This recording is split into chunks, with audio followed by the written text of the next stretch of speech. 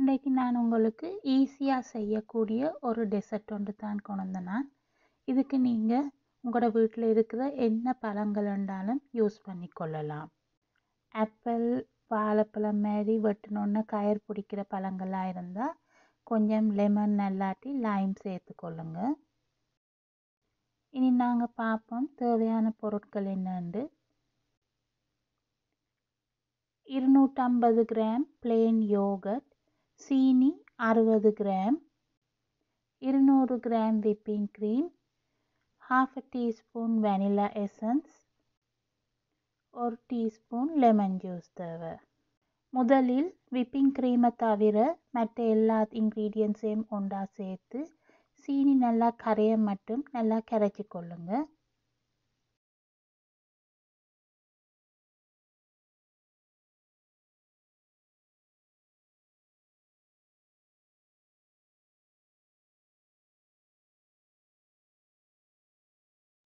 இனி நாங்கள் whipping க்ரீமையும் beat பண்ணி கொள்ளணும்.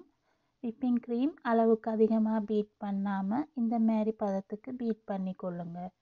கூட பீட் பண்ணிங்கன்னா கட்டியாக போய் பேருந்து பட்டர் தான் செய்ய வேண்டி வரும்.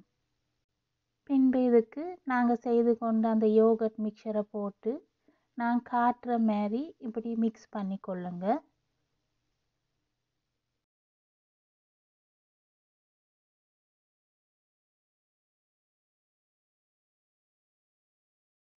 இனி எங்களுக்கு இந்த மாதிரி ஒரு வடி ஒன்றும் அதை வைக்கிறதுக்கு கொஞ்சம் உயரமான பாத்திரம் ஒன்றும் ஒரு துப்புரவான சீலத்துண்டு ஒன்றும் தேவை.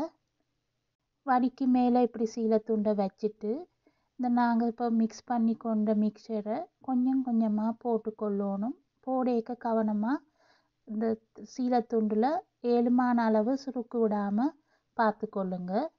1-2 வருந்தான் வடிவாக ஏழுமான அளவுக்கு பார்த்து போட்டுக்கொள்ளுங்க. பேந்து இதை நாங்கள் மற்ற பக்கத்துக்கு திருப்பேக்க இந்த மடிப்பு இடங்கள் வடிவாக தெரியும். இப்போ இதில் இருக்கிற தண்ணி எல்லாம் கீழே வடிய துவங்கும். பேந்து இது நல்ல ஒரு திக்கான கட்டி மாதிரி வரும். இதை நாங்கள் இனி ஃப்ரிட்ஜில் வச்சு கொள்ளணும். நீங்கள் பார்த்தீங்கன்னா இந்த தண்ணி வடிய துவங்குது. இது உயரமான இதாக இருந்தால் தான் இந்த வடிஞ்ச தண்ணி பேந்து மேலே பின்னரைக்கு கீழால் படாமல் இருக்கும். அப்படி பட்டுச்சுதுண்டா பிரயோசனம் இல்லை, படாமல் இருக்கணும். இதை இப்படி நான் மூடி ஃப்ரிட்ஜில் வைக்க போகிறேன். கடைசி 10 மணித்தியாலமாவது வைக்கணும் ஃப்ரிட்ஜில். இப்போ நான் ஃப்ரிட்ஜில் இருந்து வச்சு எடுத்தேன். இதை இனி மற்ற பக்கத்துக்கு நாங்கள் சர்வ் பண்ணுற ஒரு பிளேட் ஒன்றுக்கு போட்டுக்கொள்ளணும். இனி இந்த சீலத்துண்டை கவனமாக அகட்டி எடுத்துட்டு உங்களுக்கு விரும்பின பழங்களால் வடிவாக டெக்கரேட் பண்ணி கொள்ளலாம். இந்த மாதிரி கோடுகளாக தெரியுது அந்த சீலத்துண்டில் மடிப்பு இருந்த இடங்கள்.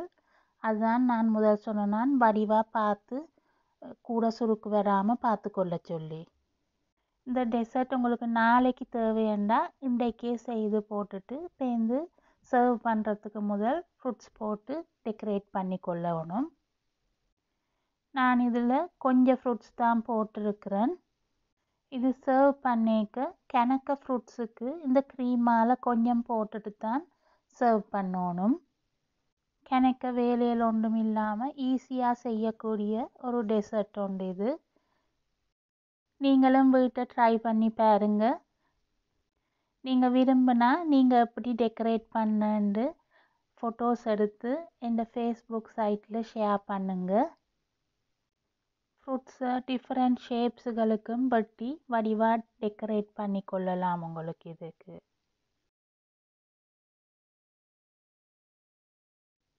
இப்போ பார்த்தீங்கன்னா இங்கே பாருங்கள், இந்த மாதிரி நல்லா திக்காக இப்படி திருப்புனா விழாத மாதிரி தான் இருக்கணும். இது 3-4 நாள் இந்த க்ரீமை ஃப்ரிட்ஜில் பழுதாக போகாமல் வச்சு கொள்ளலாம். இங்கே பார்த்தீங்கன்னா கணக்க ஃப்ரூட்ஸுக்கு கொஞ்சமாக இந்த க்ரீமை போட்டு உங்களுக்கு சர்வ் பண்ணலாம். மீண்டும் இன்னொரு வீடியோவுடன் உங்களை சந்திக்கின்றேன்.